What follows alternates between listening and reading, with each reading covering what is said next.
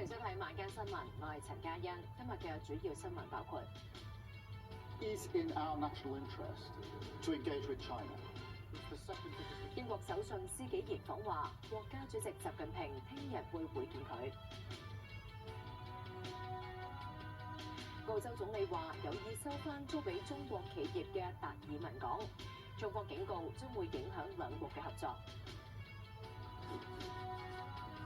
海關拉咗2個人，涉嫌企圖走私200幾公斤嘅白銀到內地。一架九巴有座位，懷疑俾人剪斷安全帶，警方列作刑事毀壞處理。